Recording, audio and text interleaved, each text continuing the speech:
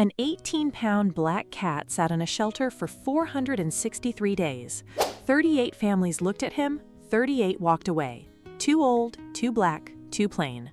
Then one woman signed the papers anyway, and 4 months later, what a small camera caught him doing at 3:41 a.m. proved every one of those families wrong. Sarah Coleman was 31, recently remarried, and living in a house outside Bellevue, Washington that still smelled like fresh paint and unopened boxes. She had a steady job as a school counselor, a husband, Marcus, who traveled 3 days a week, and a silence that followed her everywhere. She didn't need a cat. That is what she told herself every morning, drinking coffee alone at a kitchen island built for 4. One gray Thursday, Sarah stopped by the Ridgemont Animal Shelter to drop off old towels. She was not planning to adopt, but the second she passed the last enclosure in the back, she stopped walking. Inside was a full-grown cat, 18 pounds of dense black fur that swallowed the fluorescent light, 2 enormous golden eyes, and the stillness of an animal who had stopped expecting anyone to choose him. A worker named Renee stepped up. "That's Onyx. He's been here 463 days. 38 families. Every single one said no." "Why?" Sarah asked. "He's black, he's 6, he's not flashy. People come in wanting a fluffy kitten and walk right past a big black cat in the back." Sarah crouched down. Onyx didn't hiss. He didn't shrink away. He just looked at her. Then he did something Renee said she had not seen in over a year. He pushed one paw slowly through the bars and let out a single, low, rusty meow. Not loud, not pitiful, just one sound, almost like a word. "Please." Sarah signed the papers 35 minutes later. Marcus found out through a text. "We have a cat now. His name is Onyx. He's 18 pounds. I'll explain when you're home." The first 72 hours were chaos. Within 4 minutes, Onyx had knocked a candle clean off the entry table just by strolling past it, then climbed onto the center couch cushion like he personally paid the mortgage. That night, Sarah set up a plush new cat bed.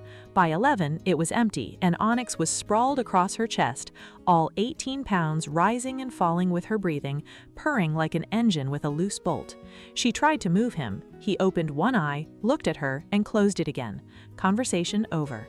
By the end of the week, she had lost the couch, half her pillow, and the ability to eat a meal with 18 pounds of cat planted in the middle of the table, watching every bite from plate to mouth. But here's the part nobody at the shelter told her. Behind those golden eyes was a creature that read people like a book, and Onyx had been reading Sarah since she walked past his enclosure. 3 weeks later, Sarah found out she was pregnant, and almost immediately the warnings began. Her mother called. A cat and a newborn in the same house? Sarah, you've heard the old stories. Her sister sent articles, the ancient myth about cats stealing a baby's breath, worst-case scenarios. Everyone said the same thing, rehome the cat before the baby comes. Sarah didn't listen, but she was scared. One night, 8 months pregnant, Sarah sat down on the kitchen floor, the couch belonged to Onyx now, and let herself cry. Onyx padded in slowly. He didn't dart away from the crying the way cats are supposed to. He climbed in beside her, pressed his head under her chin, and settled against her belly, purring low and steady for almost an hour. That was the night Sarah stopped being afraid. "I see you're still watching, but you haven't subscribed yet. Honestly, that stings a little. Hit that subscribe button. You'll want to see what happens next." Hazel was born on a Tuesday in October. When they brought her home, Onyx was waiting on the back of the couch, perfectly still, watching the door. He hopped down, went to the car seat, studied the tiny human in the yellow blanket for a long moment, then curled into a tight circle against the side of the seat and refused to move for 3 hours. From that day, something shifted. Every morning at exactly 6, Onyx walked to the nursery door and let out 3 short chirps, the soft trill cats save only for the ones they love. That was his alarm clock. As Hazel grew, Onyx became what the family called her little shadow. If she crawled toward the staircase, he darted ahead and planted himself on the top step, meowing sharply until an adult came. If she reached for an outlet, a soft paw, never a claw, pushed her hand away. One afternoon, 2-year-old Hazel sneezed, a tiny, high-pitched achoo, and Onyx, asleep across the room, sat bolt upright, trotted over, and pressed his nose to her cheek to be sure she was all right. Sarah caught it on video. It has 2.3 million views today. Here is something most people do not understand about cats. Their senses are built for a world we cannot perceive, frequencies we never hear, smells we never catch, shifts in a room before anything shows. Nobody trained Onyx to watch over Hazel. He simply decided, the day she came home, that this was his job now. Stories like this don't get told enough, and if this one is reaching you right now, you already know why we keep telling them. The night that changed everything came in March, 5 months after Hazel's first birthday. It was 3:41 a.m. Marcus was away. Sarah was deep asleep.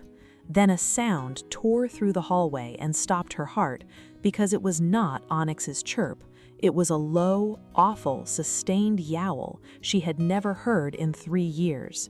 She was out of bed before she was fully awake and found Onyx up on the nursery windowsill, every hair standing straight up, ears flat, staring fixed at the dark glass. The window latch, the one Sarah always checked, was open, just slightly, and outside, along the fence line, a shape was moving. Sarah snapped on the porch light, the figure froze, looked once at the window, then ran, scrambling over the fence so fast he lost a shoe. The police arrived 9 minutes later. The street had been hit twice that month, both early morning break-ins through a tampered side window. Sarah's house was the only one on the block untouched that night. Onyx could not have stopped a grown man. He weighed 18 pounds, but he didn't have to. He woke the one person who could. When the police finally left, Sarah sat on the nursery floor and held all 18 pounds of him against her chest until the sun came up. Today, Hazel is 4. Onyx is 9 now, grayer around the muzzle, slower onto the high shelves he used to clear in one jump. He still chirps at the nursery door at 6. He still owns the entire couch and half of Hazel's bed, where she falls asleep with her best friend most nights. The silence that used to follow Sarah is gone for good. Every night, without being asked, Onyx pads to Hazel's door, checks the room, and curls up across the threshold until morning. Nobody trained him, he just decided. If your cat is yowling, pacing, or refusing to leave a spot, don't dismiss it. There is almost always a reason. They live in a world of senses we lost a long time ago. And if you ever think about adopting, walk all the way to the back. Look at the older ones, the black ones, the plain ones the world keeps stepping past. Because sometimes the one nobody else wants turns out to be the one who keeps you safe. 38 families looked at an 18-pound black cat and saw nothing special. One woman looked at the same cat and saw a guardian. So tell me, would you have given Onyx a chance or walked away like the other 38? Tell me in the comments.